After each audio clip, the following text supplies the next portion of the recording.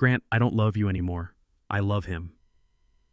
That was the first thing my wife said the moment we sat down. No hello, no small talk. Just a bullet straight through my chest, in the middle of a crowded Italian restaurant in Hoboken. I just stared at her, trying to remember how to breathe, while every couple around us laughed like love was still something real. And then, 10 seconds later, she froze, because the man she loved, the man she was about to leave me for, walked into the same restaurant with his wife. If you're a man hearing this, tell me, how would you handle that? Stick around and hit follow. You'll want to hear what happened next. Before that night in Hoboken, I was just a regular middle-aged guy doing what men are told they're supposed to do. My name's Grant. I'm an IT project manager, the kind of guy who rides the same train from New Jersey into Manhattan every morning, coffee in one hand, laptop bag in the other. I paid the bills, I kept the mortgage current, I put a roof over our heads and gas in the cars. That was my scoreboard. If the lights were on and the house was standing, I thought we were winning. Lauren, my wife, was the star, creative director at an agency in the city. Sharp, ambitious, the kind of woman people listen to when she walks into a room. We lived in Maplewood, little yard out back, neighbors who grilled on weekends and waved when you pulled into the driveway. From the outside, it looked solid, and I honestly believed I was doing my job as a husband. I thought being a good man meant paying the bills and keeping the lights on. But it didn't start with mortgages and commuter trains. It started with two kids who thought love alone could pay for everything. Back then, Lauren and I laughed all the time. We'd drive into the city with almost no money, split cheap New York pizza on a sidewalk, swear it was the best meal on earth. I called her my best friend, my teammate. It didn't feel cheesy. It felt true. Our wedding was small. No big ballroom, no crazy flowers. Just a simple ceremony, a rented hall, a playlist we made ourselves, and a handful of people who actually knew us. We talked about kids, about taking a trip to Europe once we get ahead, about buying a little house with a porch and trees out front. We really believed we were different. We watched other couples fall apart and swore that wouldn't be us. We honestly thought we'd beat the odds. Looking back now, that might have been the most dangerous belief of all. In those first few years, it wasn't fancy, but it was good. Money was tight, sure. We counted paychecks, waited for sales, hoped the car wouldn't make a new noise, but there was a sweetness in it. We painted the walls of that little house ourselves, arguing over shades of gray like it actually mattered. We spent Saturdays on the floor, swearing at IKEA instructions, then laughing when the shelf finally stood up straight. We'd snap at each other over stupid things, coffee, gas, $20 expenses, then end up on the couch, feet tangled under the same blanket. I picked up extra hours, late nights, weekend work. Lauren would text me pictures of dinner, her plate waiting, candle lit, captioned, "Hurry home." Back then, I really believed we were building something solid, something that would last. But looking back, there was one tiny moment, one small shift, that I should have paid attention to. A moment so subtle I didn't notice it at all. And that's exactly how things start to break. It didn't hit all at once. It started with that tiny moment I told you about, the one I ignored. At first I thought the fade was just life getting busy. Then Lauren got promoted. Overnight, her world leveled up. Bigger clients, bigger campaigns, bigger expectations. Suddenly it was late-night emails, quick Zoom calls, last-minute dinners with the team. I kept telling myself, she's killing it, be proud. But pride doesn't keep you company at 9:30 p.m. while you're eating alone. I didn't know it then, but that little shift was the first crack. After that first roommate night, the little changes started stacking up. Lauren's phone was never just lying around anymore. It was always face down, always on silent, always work. If it buzzed, she'd tilt the screen away from me without even thinking about it. We still slept in the same bed, technically, but we stopped sleeping together. She'd face the wall, I'd face the other way, with a whole state line of empty space running down the middle of the mattress. I'd lie there in the dark, staring at the ceiling, listening to her breathe like a stranger. When I tried to check in, it went like this. "You okay?" "I'm just tired." "Did I do something?" "I just need some space, Grant. Please." And I backed off. Every time. I told myself, it's just a phase. She's stressed. We'll snap out of it. The truth? I didn't push. I didn't dig. I didn't ask real questions. Because I was afraid of real answers. Not long after that, I noticed something small that felt big. Lauren stopped saying we and started saying I. I need to focus on my career. I can't slow down right now. I need things to feel different. Our talks shrank down to logistics, her meetings, my commute, who was grabbing groceries, what bill was due when. We could go a whole day communicating without saying a single thing that actually mattered. Dinner turned into two people chewing in the same room, each glued to their own screen. Her scrolling, me half watching some game I didn't even care about, just to fill the noise. One night, she put her fork down and said it. Sometimes I feel like we're just roommates. I laughed it off, made some dumb joke, changed the subject. That's what I do. Keep it light, keep it moving. But that sentence didn't move. It just stayed there, wedged in my chest, like she'd finally said out loud what I'd been afraid to name. After she dropped the roommates line, something else started to stand out. A name. Mark said this. Mark thinks that.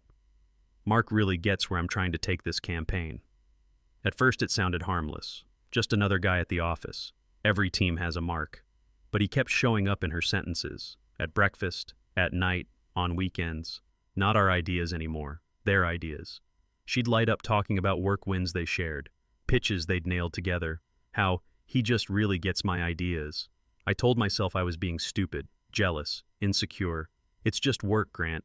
She's allowed to have work friends. Don't be that guy. So I nodded, smiled, asked polite questions, tried to be the supportive husband. But when the house got quiet and I was alone with my thoughts, that name wouldn't shut up. Mark. It started to sound less like a coworker, and more like a strange echo inside my marriage. One night, I was at the kitchen table with my laptop open, pretending to care about some spreadsheet from work. The house was dark except for the screen glow and the little hum of the fridge.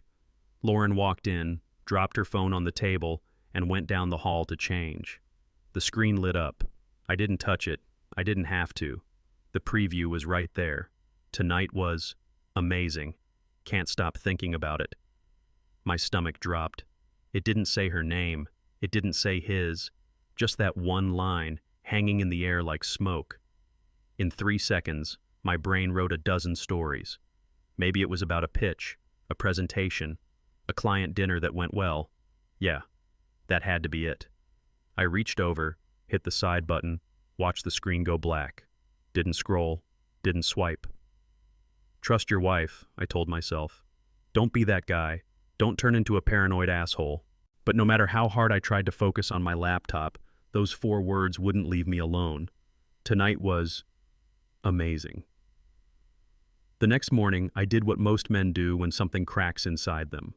I put on a clean shirt, grabbed my coffee, and went to work like nothing happened. I didn't bring up the text. I didn't ask who wrote it. I just told myself, you're fine. You're overthinking. Keep moving. On the NJ Transit train into the city, I stared out the window at the Manhattan skyline, but my head was nowhere near those buildings. It was back in that kitchen, replaying one line over and over. Tonight was amazing. On my phone, I opened the shared calendar Lauren and I used for appointments. I started marking things I'd never paid attention to before. Late night, client dinner, pitch prep, team drinks, little dots piling up on the same days at the same times. Part of me felt insane, like some jealous teenager. Part of me felt like the only sober person in a room full of drunk people. I kept asking myself, am I crazy? Or is something really wrong? A few weeks later, she had an overnight business trip with the team. Same story as always. Big client, long meetings, everyone staying at the hotel to save time. I stayed home, did the usual husband things, took out the trash, answered a few emails, let the TV talk to me so the house didn't feel so empty. When she got back the next day, she dropped her suitcase in the bedroom and jumped in the shower. I went to grab her laundry, just being helpful. That's when I saw it. In the basket, folded in with her clothes, was a men's dress shirt. Not mine. Wrong size, wrong brand, wrong everything. Later, when I held it up and asked, she barely blinked. "Oh, hotel laundry must have mixed stuff up," she said, like it was nothing. I laughed it off because what else do you do? But inside, it landed hard. My gut didn't buy it. My heart didn't want to know. And for the first time, I felt completely pushed out of this private life my own wife seemed to be living without me. Not long after the shirt incident, we went out to dinner. Nothing fancy, just a place in town we used to like. The kind of spot where we used to talk for hours about everything and nothing. This time, it was different. Lauren sat across from me, but her eyes never really landed on my face. They were glued to her phone, thumb scrolling, screen lighting up her features more than the candle on the table. I tried, one more time. "Everything okay?" She didn't even look up. "Work stuff. Don't start, Grant." That's all it took to shut me down. I went quiet, pushed my food around, and listened to the low buzz of other people's conversations. People who actually seemed present with each other. I felt like a stranger on a date with my own wife, like I'd somehow slipped into the background of my own life. I glanced down at my wedding band, turning it with my thumb, and for the first time I actually thought, when did this stop meaning something? A few days later, I was at work when a buddy from my team made a joke in the break room. "Man, your wife is always working late with this Mark guy, huh? Must be one hell of a project." He laughed. I laughed too, but my heart stuttered in my chest. Back at my desk, curiosity finally beat denial. I opened LinkedIn and typed in his name. Mark plus the agency Lauren worked at. There he was. Suit, confident smile, clean haircut, bio full of awards and promotions. The kind of polished, creative guy who lives in the same world Lauren does now. I stared at his profile longer than I want to admit, comparing his job, his look, his industry, my commuter shoes, my spreadsheets, my slow, steady promotions no one posts about. I could almost hear them in some bar after work, talking about strategy and vision while I sat on a train, half asleep. That's when it hit me. I'd started to feel like the background character in my own marriage. After that LinkedIn rabbit hole, my brain started replaying old conversations like a highlight reel I didn't ask for. All the times she'd said, "I'm just tired." All the times she'd sighed, "You don't get it, Grant." Back then, I took those lines at face value. Tired meant tired. "You don't get it" just sounded like stress talking.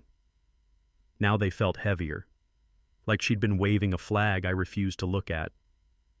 I remembered one night in particular. Lauren was sitting on the edge of the bed, shoulders shaking, tears running down her face over some work crisis I barely listened to. I put a hand on her back and said the most lazy thing a man can say, "You'll be fine. You're strong." Then I went back to my laptop. Emails, deadlines, whatever felt safer than emotions. Here's the ugly truth. I wasn't abusive. I didn't cheat. But I did disappear in my own way. I didn't hit her. I neglected her. And admitting that was the first time I saw my own fingerprints on the mess we were standing in. Eventually, even a conflict-avoidant guy hits a wall. One night, after another silent dinner and another late email, I couldn't swallow it down anymore. I found her in the kitchen, scrolling her phone. "Lauren," I said, "we need to talk." She didn't look thrilled, but she leaned on the counter. I tried to keep my voice steady. "Do you feel far away from me?" She shrugged. "I'm under a lot of pressure, Grant. It's work. It's not you." "Are we okay?" I asked. Not as a phrase, as a real question. She rolled her eyes just a little. "We're fine. You're overthinking." I nodded, but inside something twisted. Because here's the thing. When someone tells you you're overthinking, but your gut is screaming, that's a special kind of hell. You start doubting your mind or your marriage, sometimes both. That night, lying in the dark next to a woman who felt miles away, I made myself a promise. I wasn't going to live in that hell much longer. I needed the truth, one way or another. Once I told myself I needed the truth, the way I looked at my own life changed. I stopped just feeling things and started tracking them. I opened our shared calendar and a blank note on my phone. Every time Lauren said, "late night," I wrote it down. Client dinner? Wrote that down too. Team drinks, pitch prep, quick meeting that ran long. They all got dates and times. Then I started lining them up against the little glimpses I'd caught of her work email and schedule when she scrolled near me on the couch. Same nights, same names, same excuses. One thing kept popping up next to those long evenings. Mark. Mark at the client dinner. Mark on the overnight prep. Mark on the quick trip that needed a hotel. I went online and found photos from agency events, team shots, celebration posts. There they were, side by side, too close, too familiar. At some point, it stopped feeling like coincidence and started looking like a pattern. And patterns, in my line of work, usually mean the system is doing exactly what it was built to do. The next logical step was the one every hurt, suspicious husband thinks about. Go through her phone. I won't lie, I thought about it. There were nights I stared at that screen on her nightstand, wondering what would happen if I just picked it up and started scrolling. But every time I reached for it, my hand stopped. I didn't want to become a version of myself I couldn't respect. If I was going to confront this, I wanted facts, not stolen secrets. So I went another way. Credit cards don't lie. I pulled up our statements online, line after line of charges from restaurants in the city, same places, same times, over and over. Too many team dinners, too many late-night spots that didn't look like work. I wrote down dates, locations, amounts, matched them against the late nights on her calendar and the big client dinners she'd mentioned. 2 people, same restaurant, same night, over and over. The math wasn't adding up. And I work with numbers for a living. Cold as it felt, the more I looked, the more the story started to write itself. At some point, staring at receipts and calendars wasn't enough. I needed to see the man my wife kept orbiting around. So I did what everybody does now. I went to Facebook and Instagram and typed in his name, Mark Reynolds, agency, New York. His profile came up in 2 seconds. There he was, smiling in a suit, arm around a woman, 2 kids in front of them, Christmas photos, beach trips, birthday parties in the backyard. From the outside, he looked like every good family man you've ever seen. His wife's name was Emily. She had that soft, kind smile you see on nurses and teachers. Her captions were about school projects, soccer practice, movie night with my boys, being grateful for simple things. I scrolled through their life, and something ugly settled in my chest. Because if my gut was right, the guy blowing up my marriage was kissing his kids goodnight and tucking them into bed like nothing was wrong. And that's when it hit me. If my gut was right, I wasn't the only one being lied to. Once I knew her name, I couldn't unknow it. Emily. A real person. Not just his wife. Someone whose life might be getting quietly rewritten behind her back, same as mine. I went back and forth for days. If I was wrong, I'd be the bomb that blew up an innocent family. If I was right, staying quiet meant letting all of this keep happening in the dark. But the evidence wouldn't shut up. That text. Tonight was amazing. The men's shirt in the laundry, the bills, the late nights, the way Lauren's eyes lit up when she said his name. I opened my email more than once, typed out long paragraphs, then deleted every word. Anger, hurt, accusations. None of it felt right. In the end, all I left on the screen was one simple line. Hi, Emily. My name is Grant Walker. I think we need to talk about our spouses. My finger hovered over send for a long time, because once I clicked it, there was no taking any of this back. Emily wrote back the next morning, just one line. What is this about? No emojis, no small talk, just a woman who already felt something was off, trying not to step into a nightmare unless she had to. I stared at the screen, then typed, I don't want to do this over text. Could we talk on the phone? A few hours later, my phone buzzed with an unknown New Jersey number. I answered. Hi, is this Emily? Her voice was polite, tight. Yes, this is Emily. We started careful, like 2 people walking on thin ice. I told her my name again, where I lived, that my wife worked with her husband at the agency. Then I asked the question that had been chewing through my ribs. Have you ever had doubts about Mark, working late with my wife? On the other end, everything went quiet. No breathing, no background noise, just a heavy, loaded silence. And somehow that silence told me more than any word she could have said. When she finally spoke, her voice was different. Not polite anymore. Just tired. "Yes," she said. "I've had doubts." She told me about the nights Mark came home late, smelling like a bar, calling it a client dinner. How his location would suddenly turn off on their shared app. How he guarded his phone like it was classified. Then she said the part that made my skin crawl. One night his phone lit up on the counter. I saw a name. Lauren. He flipped it over so fast you'd think it was a bomb. We started comparing notes. Her client dinners against my late nights. Her business trips against my hotel receipts. Dates, cities, times. Piece by piece, the puzzle locked into place. Two people who'd never met, staring at the same ugly picture from opposite sides. By the end of that call, we both knew. We just hadn't said the word yet. We didn't have to. It was already sitting there between us. On the phone, after we lined up the dates, Emily went quiet again. Then I heard it. Her breathing change. That sharp little hitch before someone breaks. "I don't want to believe this," she whispered. And then she started to cry. Not loud, not dramatic. Just this tired, broken sound. Like someone who'd been holding it together for way too long.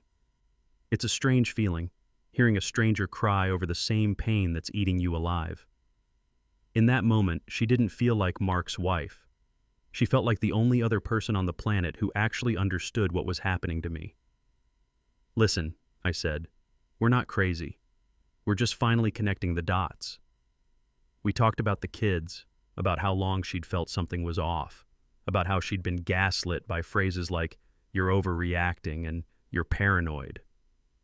By the end of it, we both said the same thing, almost at the same time. We don't want drama, we just want the truth. And that's when the idea started. If they were going to lie to us together, maybe we needed to see the truth together. After that, the dam really broke. I told her about the message on Lauren's phone. Tonight was amazing. Can't stop thinking about it. How I'd stared at that screen trying to convince myself it was about a pitch, a client, anything but what it sounded like. Emily went quiet for a second, then said, "He told me he was staying in the city that night. Said it was easier than driving back to Jersey." She took a breath. A month later, I saw our credit card statement. There was a hotel charge. Same hotel your wife's agency used for that off-site. He swore it was just a room so he didn't have to drive tired. We laid it all out. Her hotel charges, my restaurant bills, her client dinners, my late nights. The names, the cities, the dates. It stopped being suspicion. It was a pattern. Repeated. Intentional. At that point, I told her, denial wasn't just naive. It was a choice. We both knew we couldn't unsee any of it. So we agreed on one thing. We needed one moment they couldn't talk their way out of. Something they couldn't spin, explain, or bury. A few days after that call with Emily, Lauren came into the living room while I was half watching some game I didn't care about. She stood there for a second, arms crossed, like she was rehearsing something in her head. "We need to talk," she said. My stomach dropped. "Okay," I answered. "Let's go to dinner Friday. That place in Hoboken you like." Her voice was calm. Too calm. Not angry, not upset, just settled. Like the decision had already been made and Friday was just the meeting time. In that moment, I knew it was going to be one of two things, a confession or the death certificate of our marriage. After she walked away, I just sat there staring at the TV without seeing it. And one thought pushed through the fog. Emily. If I was about to have my life torn open at a dinner table, odds were Mark would be working late somewhere too. What if that somewhere was the exact same restaurant? That's when the idea hit me. 4 people, 2 marriages, 1 truth. I called Emily the next day. "Lauren wants to go to dinner Friday," I said. She used the classic line, "We need to talk." Emily let out a breath that was half laugh, half pain. "Mark just told me he has a client dinner in the city, Friday night." Silence sat between us for a moment while both of our brains did the same math. "Are you sure about this?" she asked.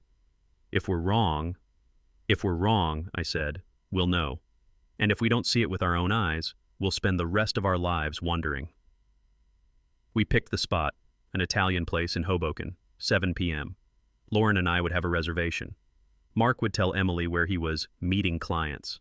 She'd bring him without telling him I'd be there. We went over the details, where she'd walk in, what time, how she'd text me when they were close. It didn't feel fun. It didn't feel clever. We weren't planning revenge. We were planning to stop lying to ourselves.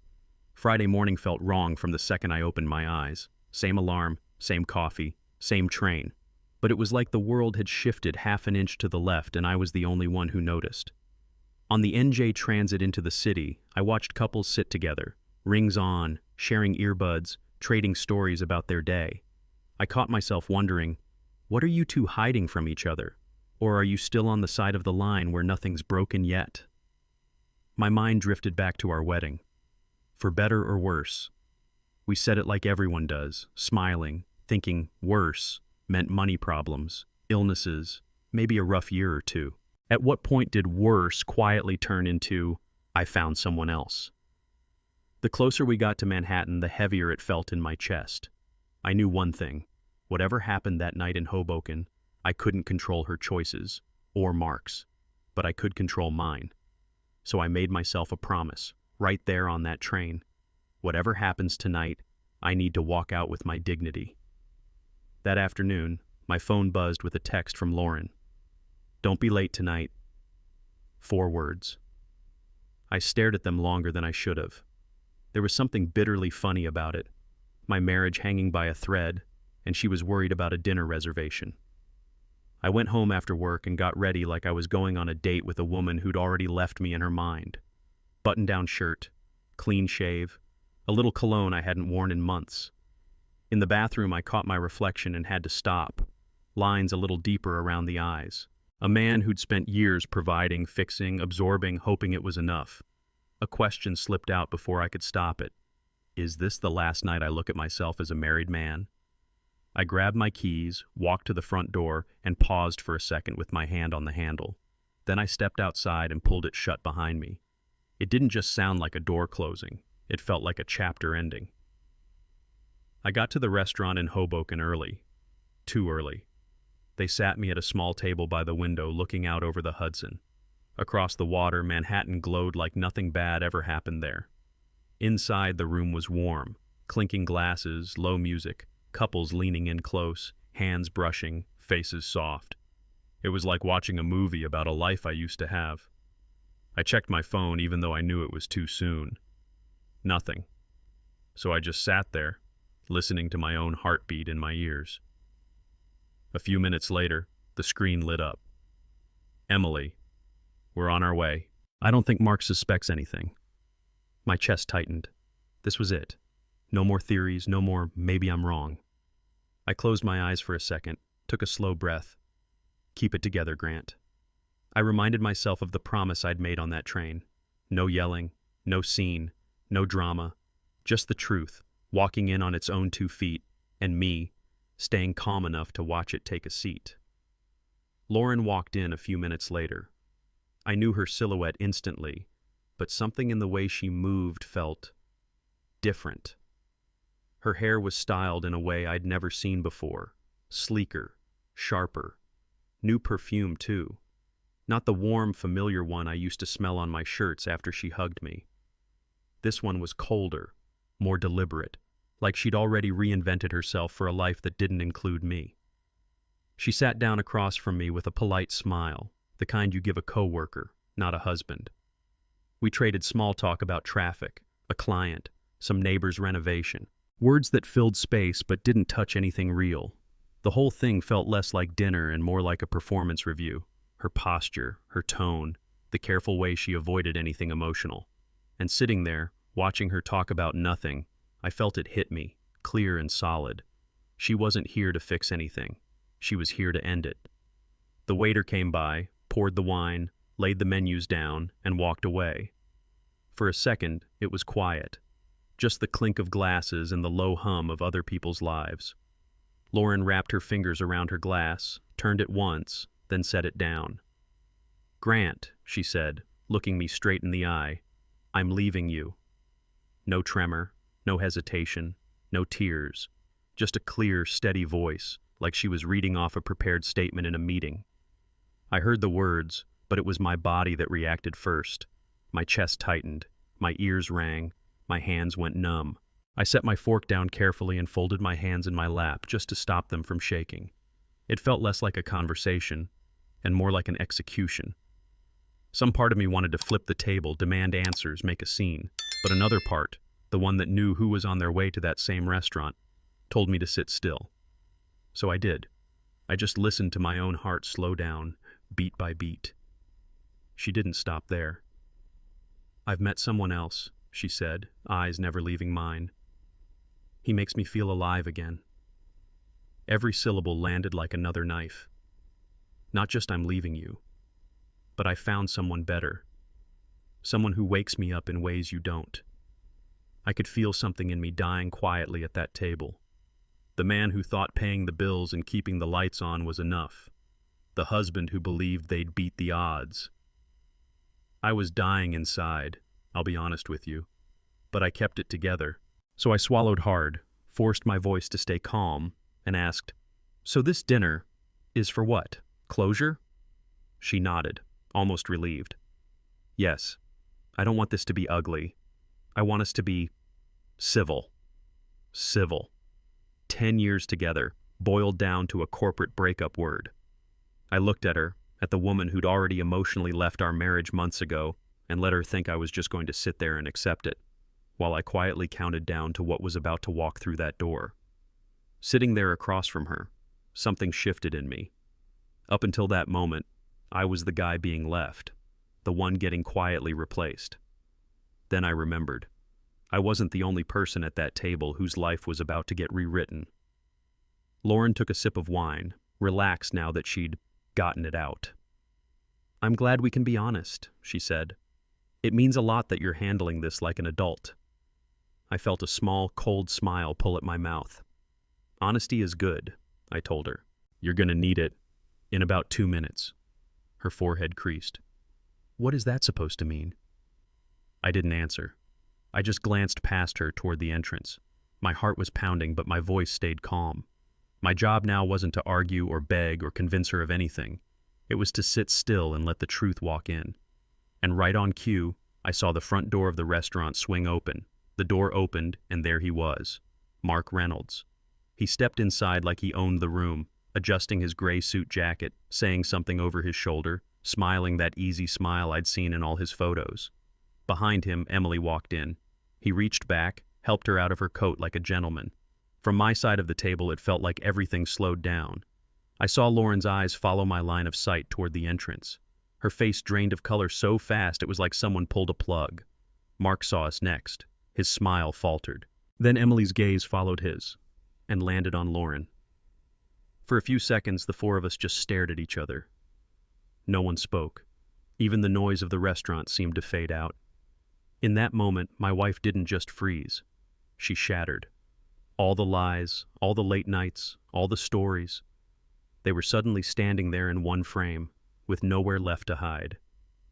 Emily was the first one to speak. She looked straight at Mark, eyes glassy but sharp. "So, it's true," she said. Her voice sounded cracked and cold at the same time. Mark's face went white. "Emily, not here," he hissed. "Let's talk about this at home." She didn't budge. "No, you said the business trips were over. You said you ended it." The room shifted. Forks stopped moving. Conversations died mid-sentence. You could feel the whole restaurant tuning in without trying to look like they were. Across from me, Lauren's hands were shaking so hard she couldn't keep her napkin still. She kept folding and unfolding it, staring at anything that wasn't Emily or me. All that calm, all that control she'd had 5 minutes ago, gone. Mark reached for Emily's arm. She pulled it back like his touch burned. In that moment, there were no more calendars, no more excuses, no more "you're overthinking." Just two marriages bleeding out on a white tablecloth in front of a room full of strangers. Lauren finally tore her eyes off the entrance and leaned toward me, her voice barely a whisper. "I didn't know she'd be here. This wasn't supposed to happen." Something in me hardened. "You mean," I said quietly, "getting caught wasn't supposed to happen?" She flinched like I'd slapped her. I leaned back, let the words come out flat. Lies have terrible timing. Emily turned her attention from Mark to Lauren. Her face wasn't just hurt now, it was done. "You can have him," she said, loud enough for the nearby tables to hear. "He's been cheating on me for years." A couple at the next table pretended to look at their menus, failing miserably. You could feel the ripple of whispers start to move through the room. Strangely, I felt calm, not happy, not smug, just steady. Because for the first time in a long time, it wasn't my mind against their story. The truth was finally doing its job, right out in the open, where everyone could see it. There's only so long you can sit in the middle of a wreck and call it dinner. I reached for my napkin, folded it once, and set it gently on the table. Pulled my wallet out, laid some cash down, enough to cover the meal we were never really there to eat. Lauren grabbed for my hand, fingers shaking. "Grant, wait, please." I turned back to her, and for the first time in a long time, I felt completely steady. "You ended this marriage," I said quietly, "the moment you decided I wasn't enough." Her eyes filled, searching my face for the old version of me, the one who would have negotiated, begged, tried to fix what she'd already burned. "I just gave you the stage," I added, "to say it publicly." For a second, nobody moved. Mark staring at the floor, Emily staring through him, Lauren staring at me like she'd never really seen me until that moment. Then I turned and walked out, leaving all three of them in the ruins they built together. The house was too quiet when I got home. Not the usual end-of-the-day quiet. A different kind. Thick, hollow, like the walls knew something had broken. I walked past the bedroom and stopped in the doorway. Same bed, same pillows, same dent on my side of the mattress.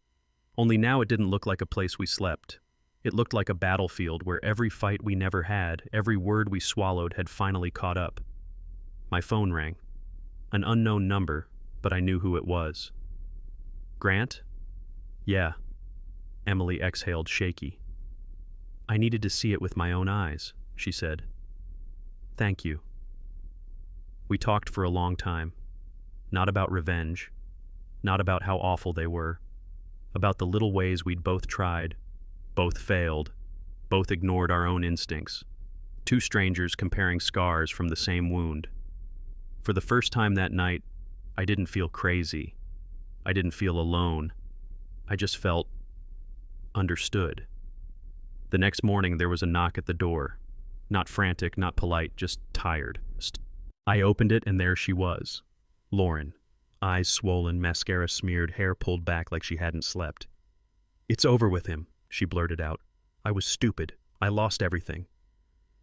A few months earlier, that sentence would have shattered me. This time it just landed. Heavy, but clear. I wasn't confused anymore. I was just exhausted. "You didn't lose everything," I said. "You gave it away." She shook her head, reaching for me like muscle memory. "Grant, I can fix this. We can fix this. I made a mistake." I stepped back. "You said you wanted to be honest with yourself," I told her. "Stay honest. This is who you are now." Her face crumpled, but I couldn't carry it for her anymore. There's a moment when a man realizes his job is not to rescue the person who burned the bridge. It's to protect what's left of himself on his side of it. Life didn't magically get better after that, but it did move. I sold the house, signed the papers, packed the boxes, took one last walk through rooms that had held both the best and worst parts of my life. Then I handed over the keys and drove to a smaller place, a quiet apartment that was mine and only mine. Got a new job, different company, different commute.